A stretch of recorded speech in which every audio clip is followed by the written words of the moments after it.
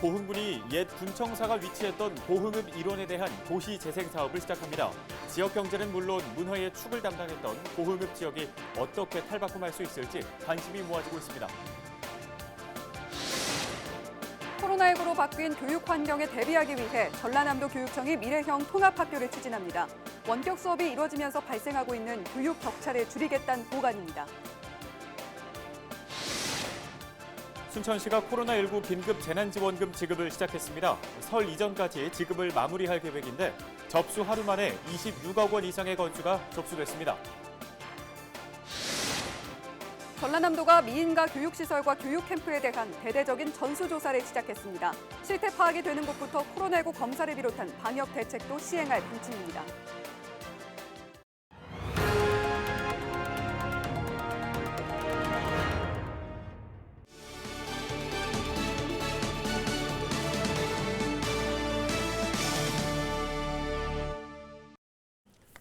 시청자 여러분 안녕하십니까?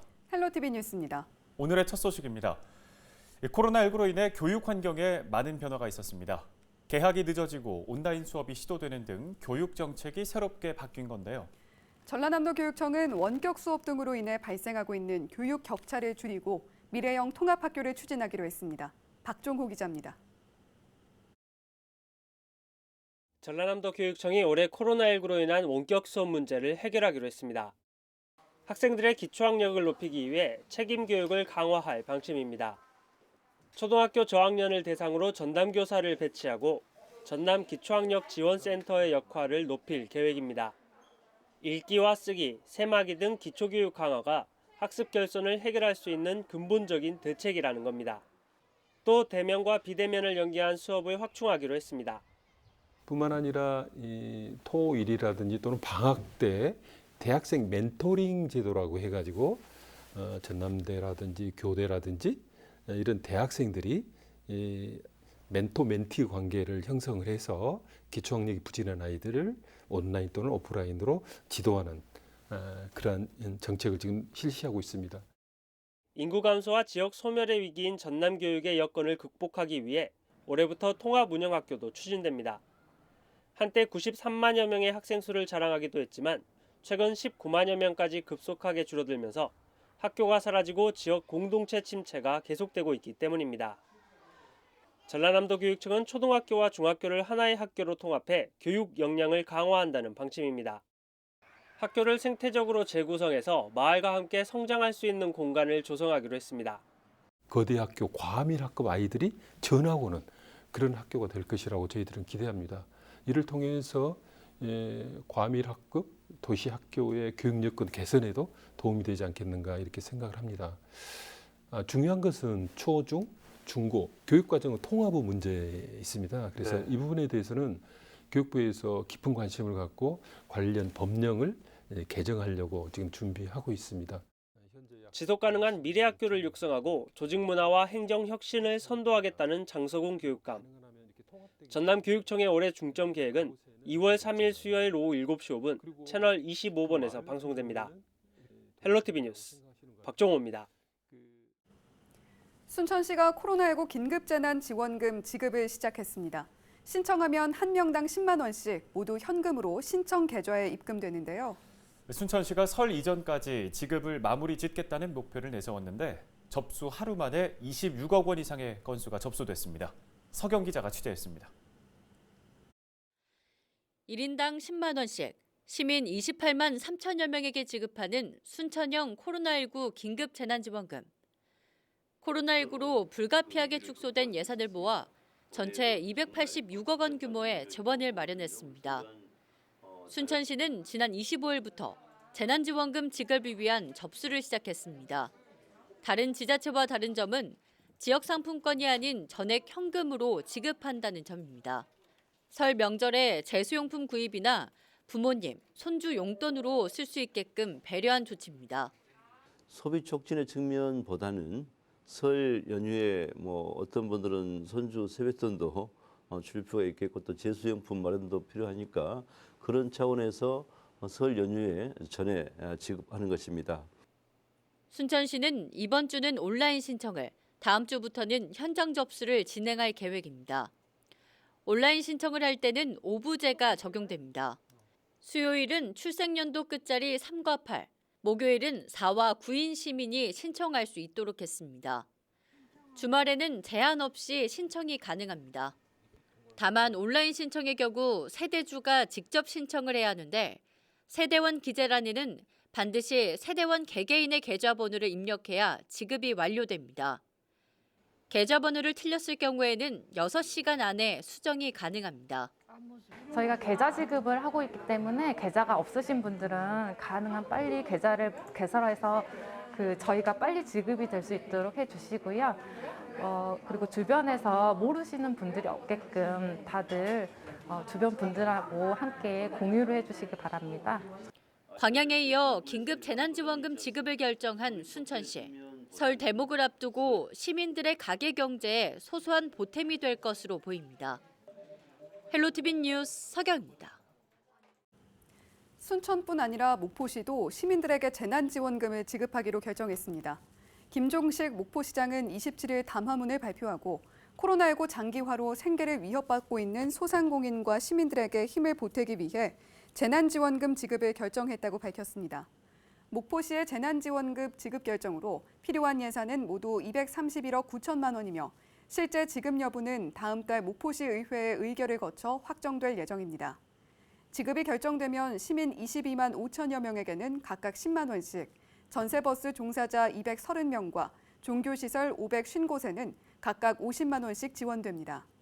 재난지원금은 다음 달 4일부터 3월 3일까지 신청 가능하고 2월 5일부터 지급이 시작될 전망입니다.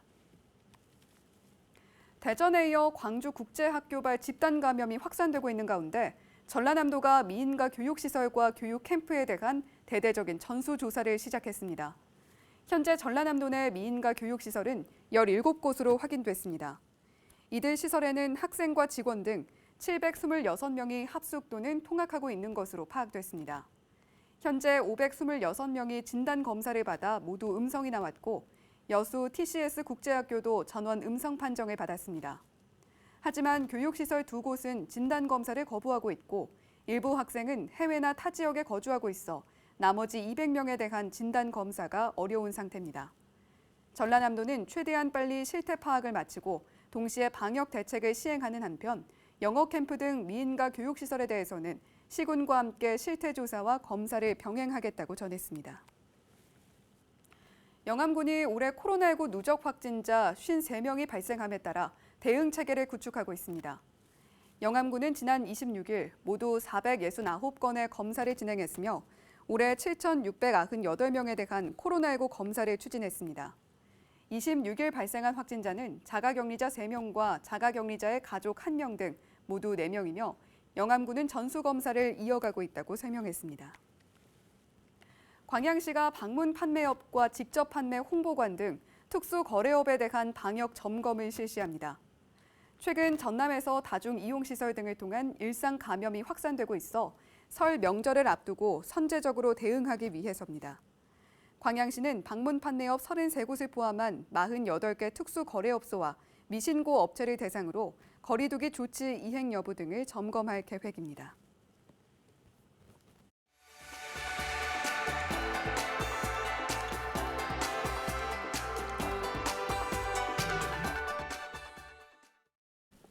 지역 소식 이어갑니다.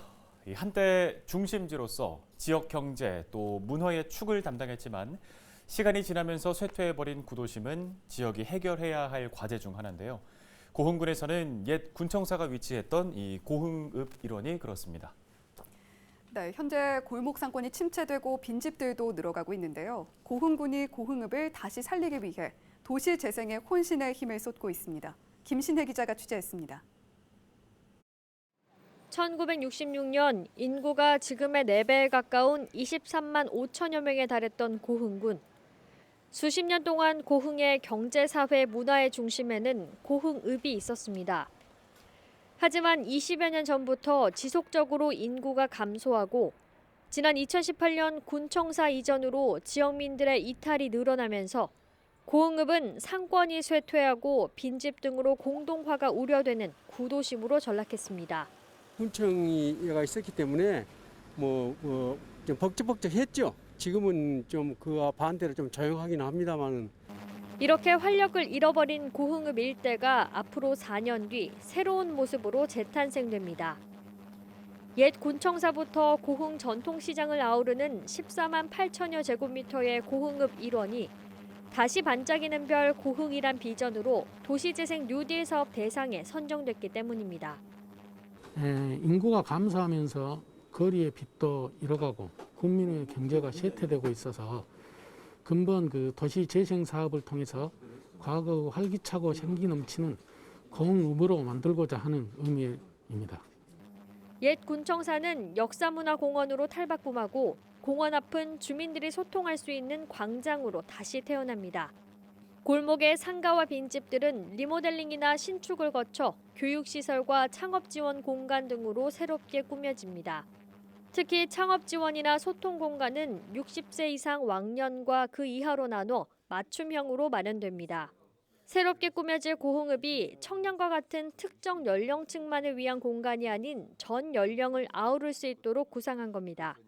10월부터 순차적으로 주요 거점 시설에 대한 공사를 착공해서 내년 8월 준공을 목표로 추진하고 있으며 이러한 시설들을 잘 운영해서 지역 경제 활성화를 위한 마중물이 될 수 있도록 최선을 다하겠습니다.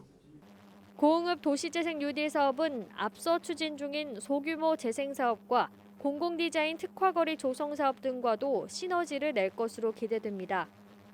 다시 반짝이는 별 고흥. 도시재생 사업으로 고흥읍이 잃어버린 옛 활기와 경제를 되찾을 수 있을지 지역민들의 관심이 모아지고 있습니다. 헬로티비 뉴스 김신혜입니다. 다음 소식입니다. 지난해에 이어 올해도 전국 아파트 매매 가격이 꾸준하게 상승하고 있습니다. 하지만 목포와 나주, 무안 지역은 하락세를 면치 못하고 있는 것으로 나타났습니다. 한국부동산원이 전국 188곳 도시를 대상으로 아파트 매매 가격 지수를 조사한 결과 전국 5개 지역만 하락세를 보였습니다. 특히 목포시와 나주시는 1월 셋째 주 기준으로 각각 0.2% 하락했습니다. 지난해에도 목포는 마이너스 2.53%, 나주 마이너스 0.57%, 무안 마이너스 5.97%로 하락세를 보였습니다. 한국부동산원은 목포와 무안의 경우 남학 신도시와 오룡지구의 신규 택지 공급에 영향을 받고 있어 인근 구도심 아파트값의 하락 원인이 되고 있다고 분석했습니다.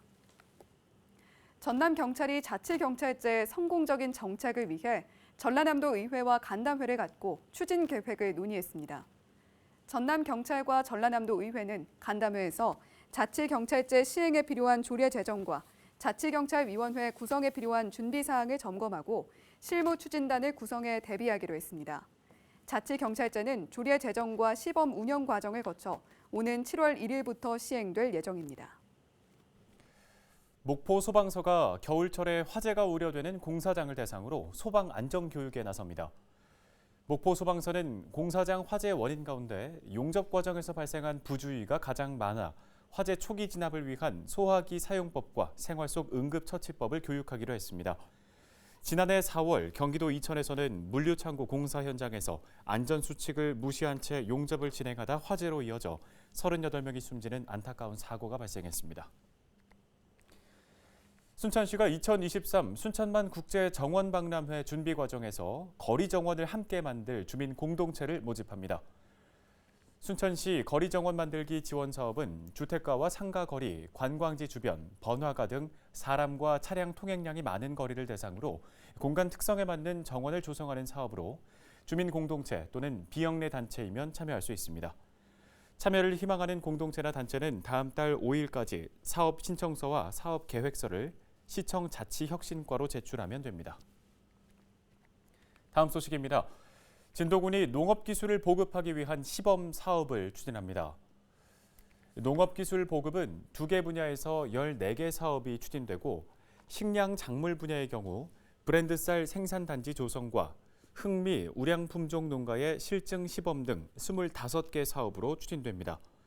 소득장목 분야는 바나나와 포도, 체리 등 과수 생산단지, 친환경 농업혁신 시범 재배단지 조성 등 14개 사업이 대상에 포함됐습니다.